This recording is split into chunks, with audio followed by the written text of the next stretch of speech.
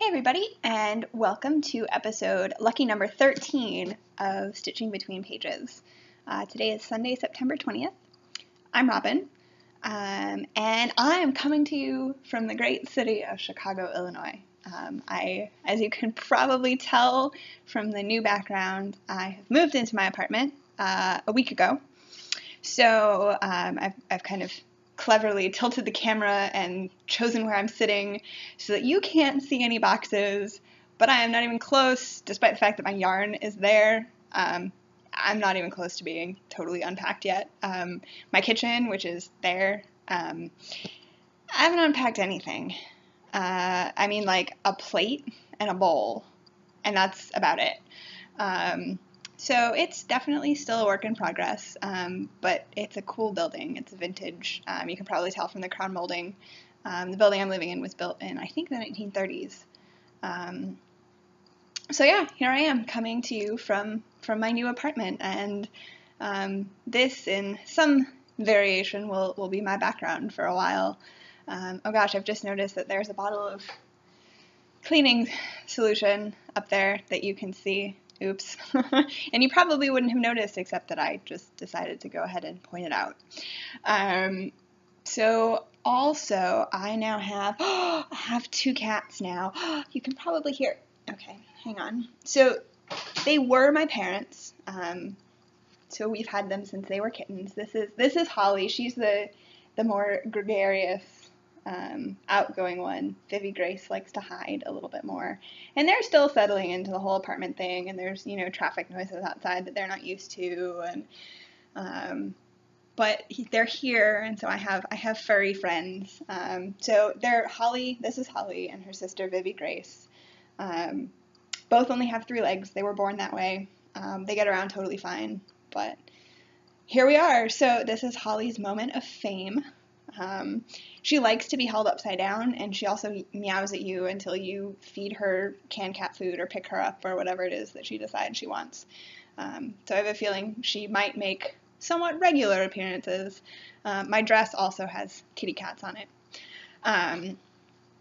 So anyways, I'm still a little bit discombobulated. As I said, I'm not totally unpacked, and classes start tomorrow. I haven't had a whole lot of time to do a whole lot of knitting, and yeah, so this might be a really short episode.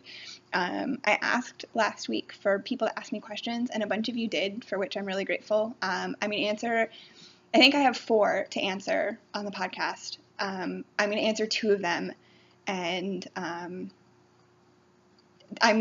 get to that later. So, and I have a book that I'm going to talk about very briefly.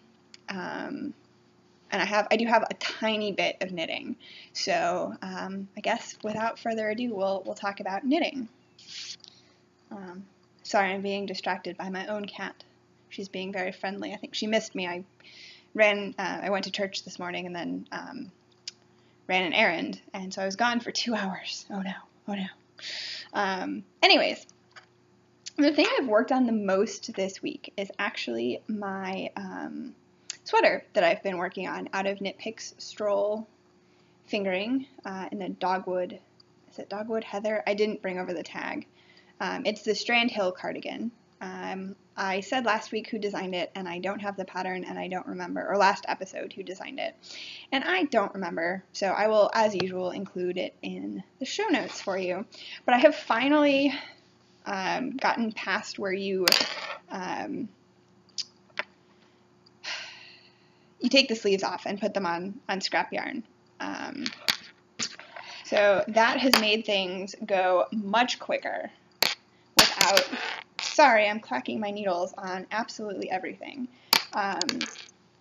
So without the stitches for the sleeves, things are progressing much quicker. So here's the front, and I think when I showed this last episode, I just started the... Oh, there we go. All right, Holly, where are you going?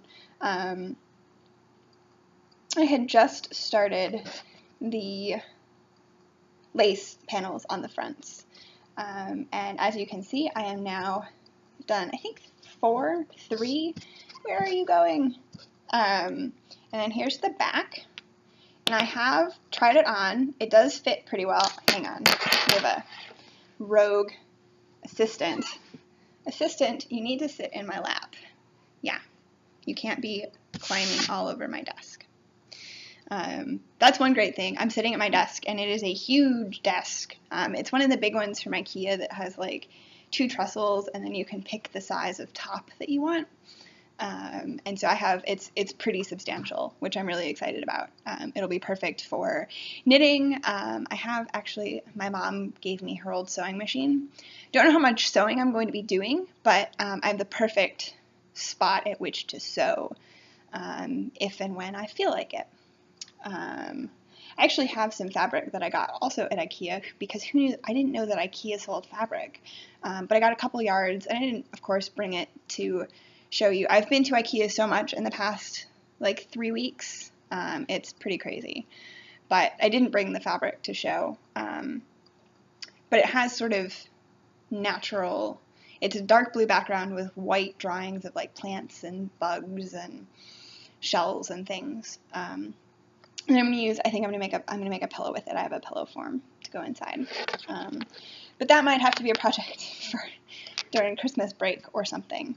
Because I have a feeling that starting tomorrow, it's going to be a case of really strapping on my roller skates and going with the flow. I'm going to be busy.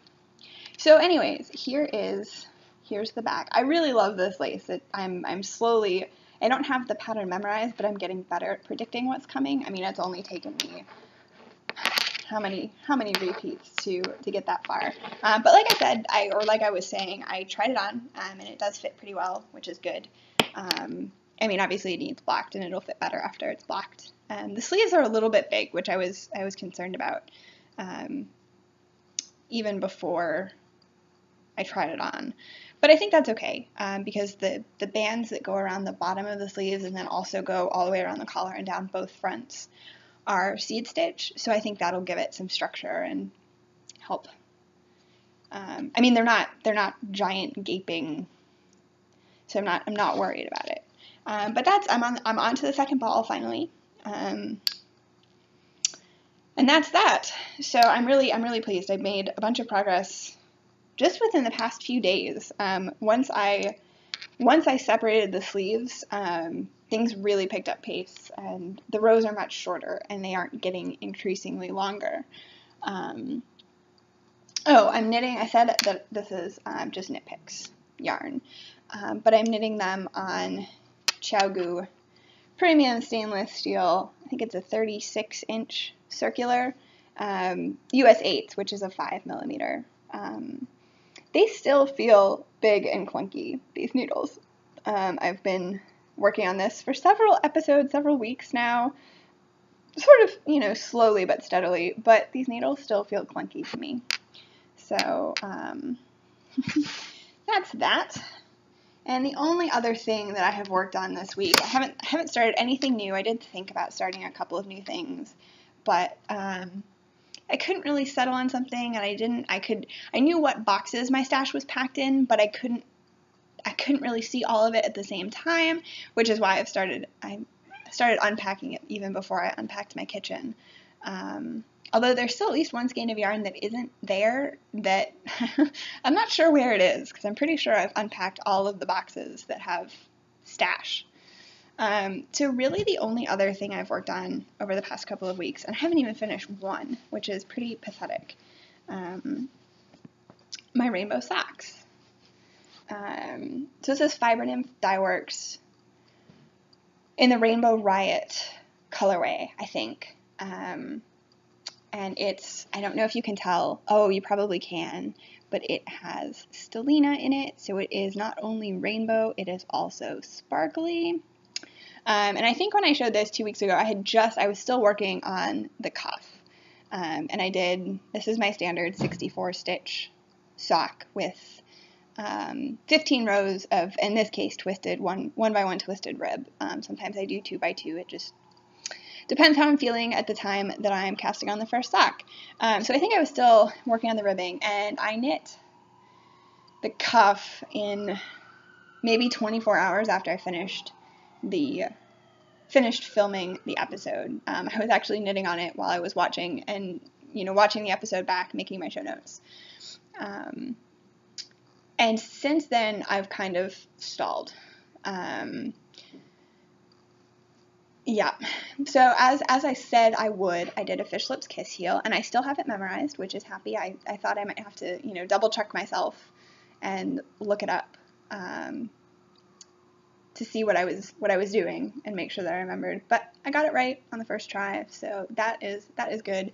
And as you can tell, I didn't break the yarn. So I have the green, blue, purple, and then there's the red stripe, the orange stripe, and the yellow stripe, and then it goes back to green, blue, and purple. And I think it looks, I'm totally fine with this repetition and, right at the instep.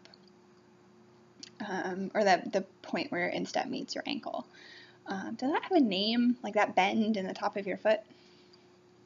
Because this is the ankle, this is the instep, the top of the foot, and the sole. Obviously, that's the heel. What is this part here called?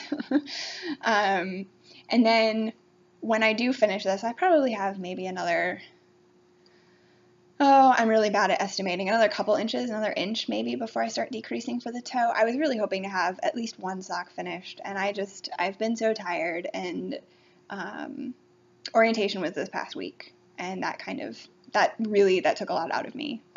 It's a lot of meeting new people and learning things about, like, logistical things, not classroom academic-y things. It was good, and the people in my program are all really delightful, which is really good. But it's been a lot, and so I haven't really worked on my sock too much. So hopefully in 2 weeks I'll have a little bit more progress on this. As usual, I'm knitting it on US 1 needles, which is DPNs, which is 2.25 millimeters, I think, and these are Haya Sharps DPNs. So in 12 minutes, I have done all of my knitting. That is it. I have no finished objects. I am still working on my campsite shawl, but I haven't touched it in the past 2 weeks.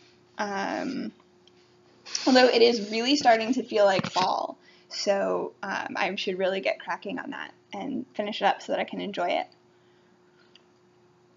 I'm just drinking plain Twinings Earl Grey, my, sort of very standard choice of tea. This is a mug that I got from Target.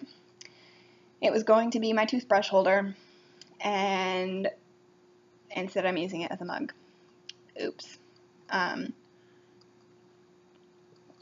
So there you have it. But I liked it. It kind of reminds me of, it's not a knitting pattern, obviously. It's, not stitches.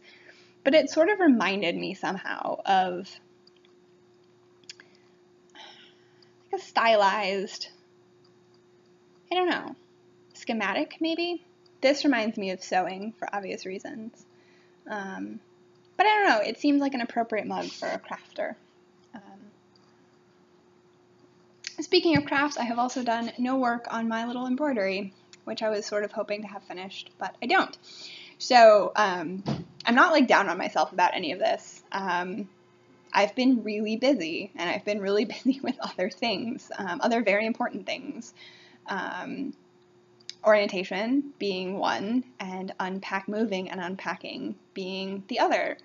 I'm really excited. I have a year-long lease on this apartment, and so I don't have to move. I'm hoping that I don't have to move for even longer than that, but I know that, like, once I settle in, this place is mine for a year, which is really exciting. My last apartment I lived in for about 10 months, and prior to that, I was sort of moving around. I house sat for a while. I was a student, so I necessarily moved, between dorms and home and other temporary summer things, and being abroad, that was only 3 years ago, and I moved like multiple times within that year because I moved into the dorm in the fall, and then I had to move out over Christmas, and so I stayed with some family friends, and then I moved back into the dorm, and then I moved out again, but I kind of, I stayed for a while in the UK and in Europe after the end of the spring semester of the program. So I was, like living out of suitcases and staying with various friends, and I'm really excited to sort of grow some roots, if you will. I love the neighborhood that I'm living in. It was the neighborhood that I wanted to live in. And I don't know if any of you, I know some of you follow me on Instagram, and if you do, you've seen my view. I can actually see the lake from my apartment. There's windows, the living room windows are over there. So that's really cool. I'm trying not to brag too much about it, but I can see the lake. But I've just been so busy, and I'm so behind on all of the podcasts that I watch.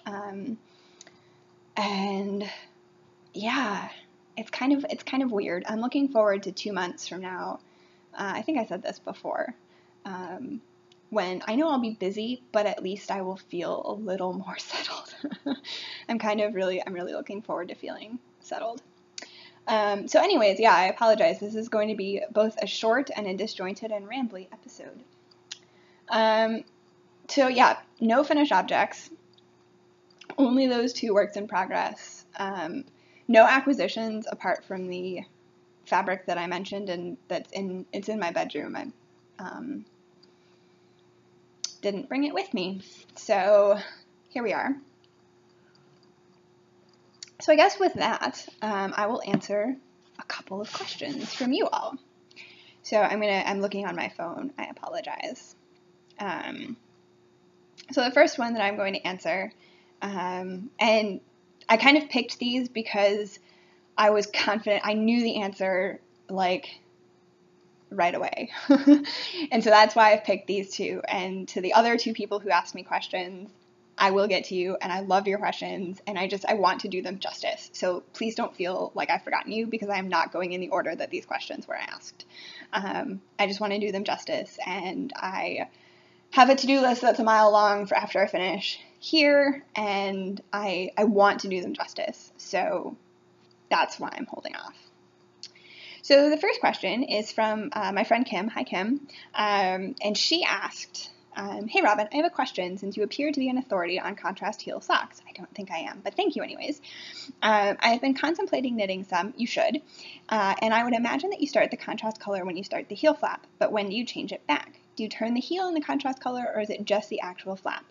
Loving the podcast and can't wait to hear more about your adventures with medieval religious women. Thanks, Kim. This is a great question, and I should have grabbed a sock that I knit with a contrast heel, but I didn't. So what I do, and I think there is probably a better way to do this, and if anybody would like to chime in, please do so.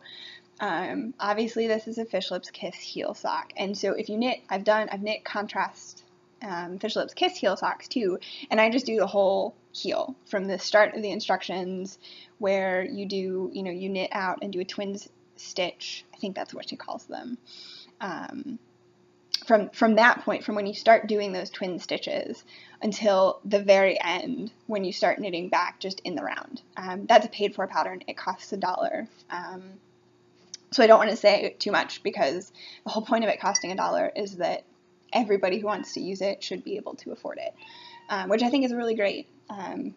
This has clearly become a really great technique that lots of people love, so it's really nice that the designer is getting a little bit of money for the work that she put into making these awesome socks. Therapist, I think, is the designer.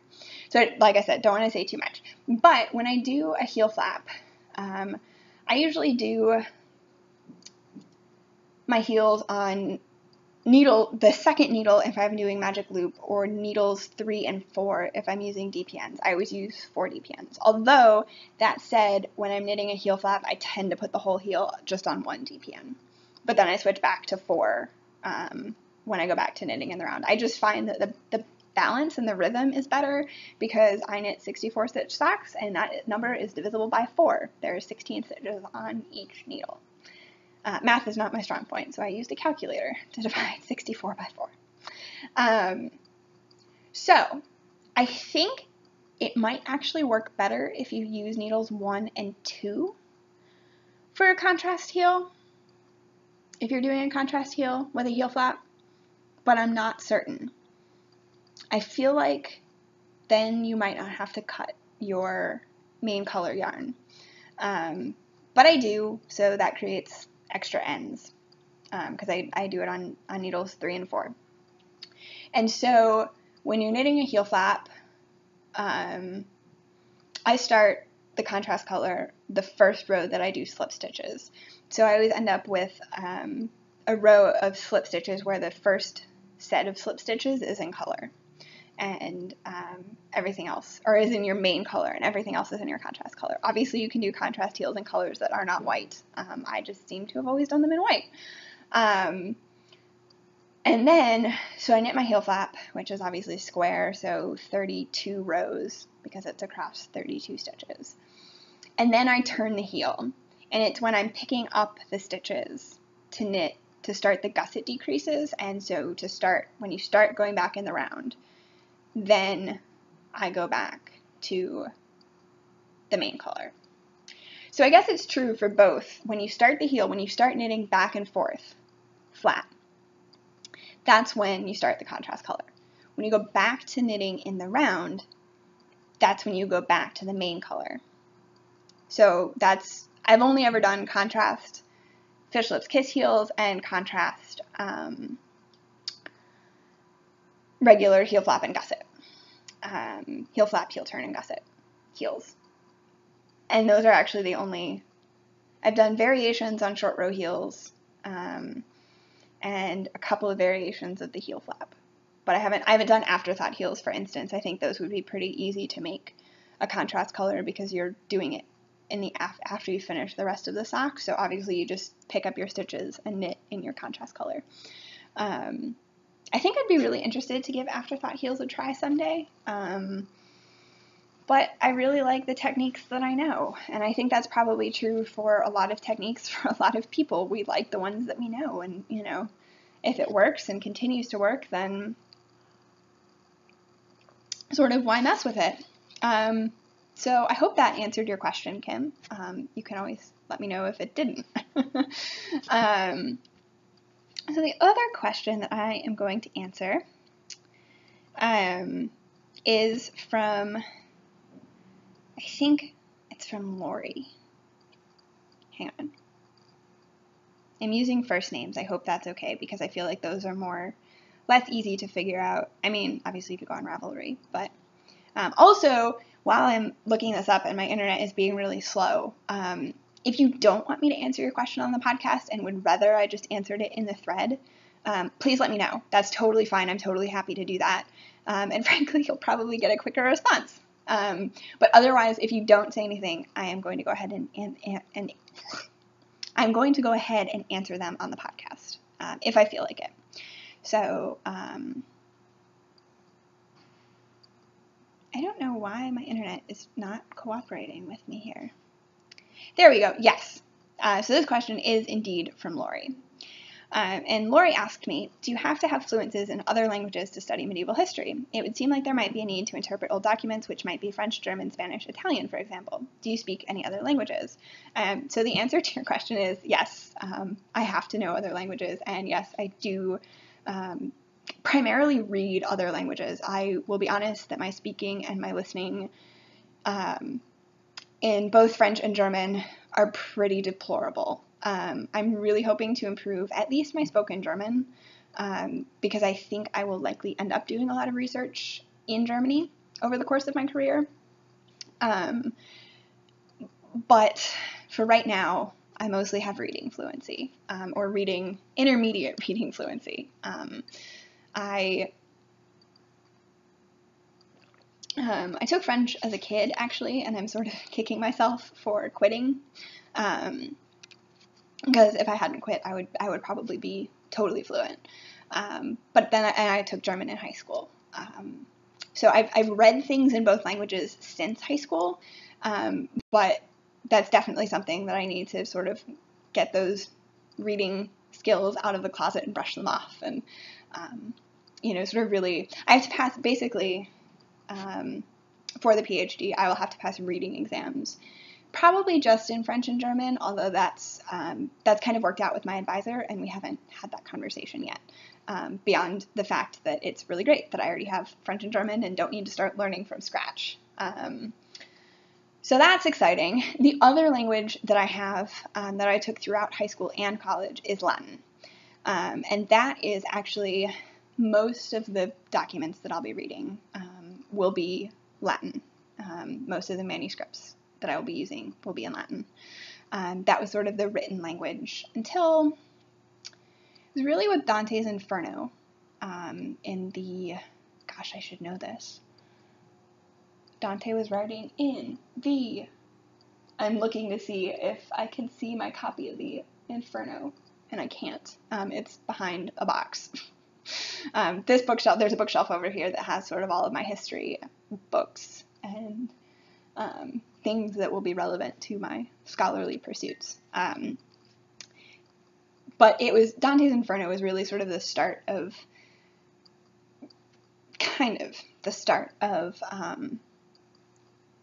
the vernacular sort of being used for like high art and culture and sort of, kind of eventually coming to surpass Latin. But all of the church documents are in Latin. Lots of political things, charters are in Latin, hymns are in Latin. So I do have Latin, and I'm really excited. I'll be taking in the winter a course on medieval Latin, which I have read medieval Latin, but it'll be the first time that I'm sort of formally looking at the differences between classical and medieval Latin. So on that note, actually, I'm really excited. One of the classes that I'm taking just coming up now is on the troubadours, and so that's why I said, sort of kind of the Inferno is the start of vernacular literature, because the troubadours, their songs are written in Occitan. And so part of the course is getting an introduction to the language, which is similar, it's related to French. And the troubadours were in southern France in the, 12th and 11th and 12th centuries. I think that's right. I really should know because I haven't done my reading yet. That's one of the things that I need to do after I finish podcasting, is do my reading for this class, which is on Tuesday.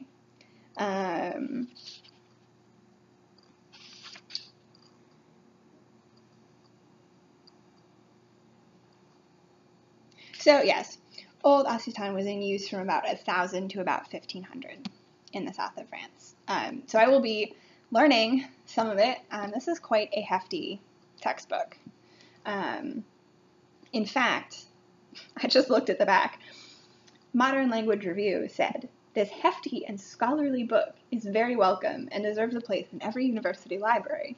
It was actually happily very affordable too. So it is in my personal library now. So that's cool. One of the things about grad school is that I cannot afford to buy every book that I will read. So I already have a stack of library books over here. Library will be a very good friend of mine. Libraries are already very good friends of mine.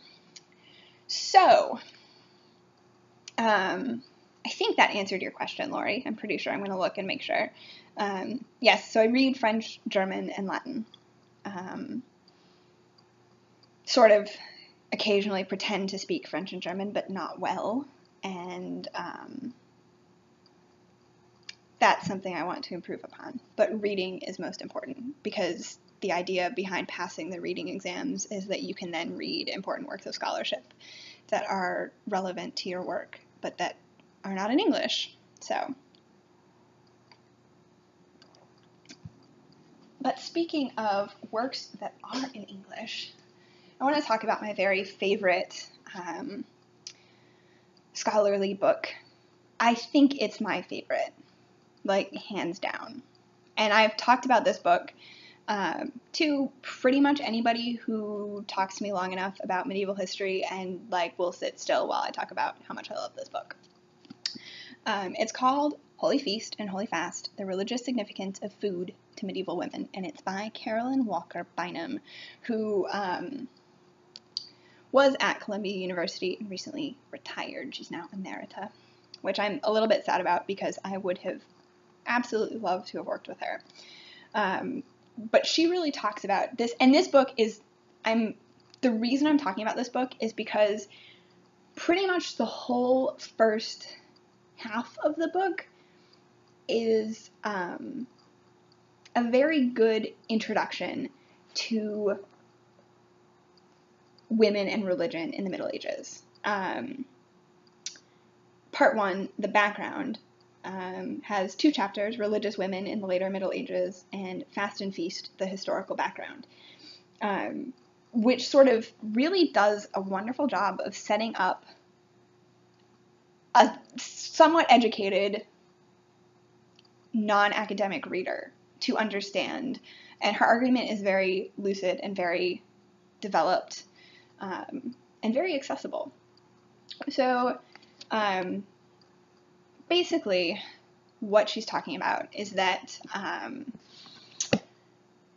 food is very important to women throughout history because it's one of the few realms over which women have consistently had control. They're the ones who cook, or have, in the case of wealthier women, they're still controlling the kitchen and what food is being, there's my cat making noise, what food is being cooked. It's still very much a woman's area. And so she argues that fundamentally, there were fundamental differences between religious experiences that men had and religious experiences that women had, through food, because food was a woman's domain. And this book was written in the 80s, I want to say 88. 87, the first paperback printing was in 88. So there's been a lot of debate and change since then, but this is still very much one of sort of the very big significant texts. She talks a lot about religious women who only consumed the Eucharist, for example. They entirely subsisted on the bread of Christ, the body of Christ. And it was controlled. Men were like, hang on, you can't be doing this. This is subversive, and we don't like it, and we don't like that we can't control it. And so they sort of try to get them to stop.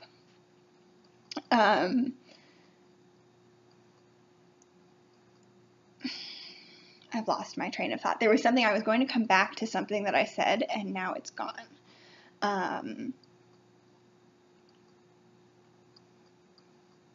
Nope, it's gone. So yes, this is one, I know what I was going to say. There's been a lot of debate over sort of how we talk about women. Obviously, food has a very substantial impact on the body. And so if you're eating only wafers, only the Eucharist, that has a pretty substantial impact on your body. And, we can debate whether these women actually did that or not, and actually how it actually worked. But for the sake of argument, we're going to go with that's what they did. And that was their way of having a relationship with their God. But there's been a lot of debate recently that, we only talk about women as bodies, and instead, and men are minds. And so we need to stop doing that and talk about women's intellectual experiences, because women do, in fact, amazingly enough, have intellectual experiences. Even in the Middle Ages, especially in the Middle Ages. Now, we still do that, I think. And I'm going to try not to get too political or too religious here. Either of those things, that I just don't think they have a place on the podcast. And I don't think that's what you are here for. You're here for the knitting, and a lot of you are apparently really excited about hearing about medieval women, which I think is really exciting and kind of cool. But yeah, so that's a debate that's happening now, which is exciting for me because I'm really interested in women's intellectual experiences.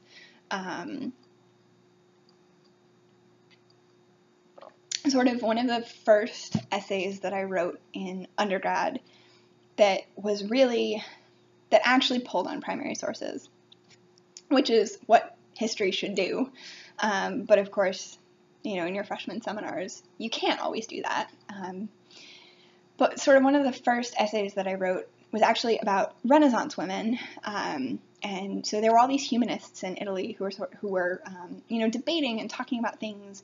And there were women among them who wrote speeches, delivered speeches, wrote letters, participated in these debates, often participated in debates about the education of women and sort of how that should work and what that should look like, and arguing that women should be educated. So that was sort of my entree into women and their intellectual environments and experiences, and sort of how they made the most of what opportunities were available to them, and how they could kind of subvert the expected status quo by educating themselves. Hildegard of Bingen is one of my very favorite medieval women, and I will probably talk about her again and in more detail. But if you're not familiar with Hildegard, I definitely encourage you to look her up. Her feast day was just this past week.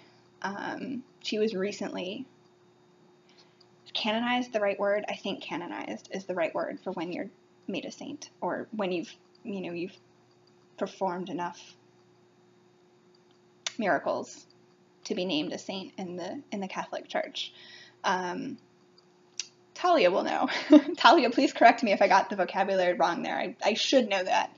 And obviously I'm drawing a blank. But anyways, Hildegard, in addition to being a visionary, a mystic, she had these remarkable visions that she recorded in 3 works. The best known is the Scivias. And that's the first one. The only medieval manuscript that we had of it has since been lost, unfortunately, but it was lost during World War II. And so in the 30s, there was a group of nuns who made a very detailed copy of it. And so we have sort of all of these remarkable illuminations from the work. There's one of Hildegard, I think probably the most famous one is Hildegard with tongues of flame coming down to her face, her eyes, and her mouth. And so there's an argument that she actually had a hand in not necessarily actually drawing and coloring the illuminations, but in, participating in what content was in the illuminations, because it doesn't always directly correspond to what is going on in the text. They're related, but it's not a picture, like a children's picture book where Spot chases the ball and that's the words. You're going to see a picture of the dog Spot chasing the ball, and instead there's a much more not tangential, but diagonal relationship between the text and the illuminations, and lots of people have written about that far better than I just explained it. But in addition to her visions, Hildegard also wrote a morality play. She wrote music. She wrote works of science. There's like volumes of her letters that survive, or the translations take up volumes, multiple volumes. She wrote to kings and popes, gave advice to all these people. She founded 2 monasteries, at least 1, possibly 2 monasteries. She was a very well-respected and very clearly very well-educated woman. And she's just really cool. So definitely, in my show notes, I will try to post a link to some biographical information, and also to one of the hymns that she wrote. So that's Hildegard and Holy Feast and Holy Fast, which are some of my very favorite things about medieval women. I'm sure there will be more to come. Also, hopefully more knitting content next time. There's one yarn store that's like within super close walking distance of me, like 10 minutes, 5 minutes. Excuse me. And I haven't been in it yet. The only times I've walked past it a couple of times, and it's always been after they close, so later in the evening. And there's another yarn store that is not too far away from me, either a couple of stops on the L or a slightly longer walk, depending on how I'm feeling and how cold it is or hot it is outside. It's actually starting to feel like fall, which I'm very grateful for. I have my windows open right now. I need to actually open them wider. I closed them a little bit while I was out this morning. But I think that's all I have for now. So this is definitely a shorter episode than usual. And I'm hoping that in 2 weeks I will have at least a little bit more knitting to show you. And I will hopefully answer the 2 questions that I didn't answer. Again, like, please don't take offense that I didn't answer your questions. I'm going to. I really want to. It's just that I want to. One of them is actually a question about medieval women and sort of their contributions to handicrafts and you know, what they contributed, along with, I think there's several parts to that question, Deb. It's quite a meaty question, and I really want to make sure that I'm doing it justice, and I just didn't quite have the time to do that this week.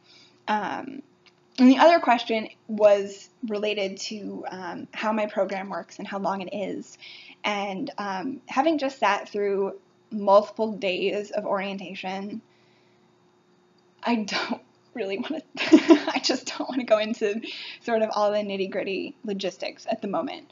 I will, for sure, because I think that's a good question, and it's a long program. I will be a student for a long time, hopefully.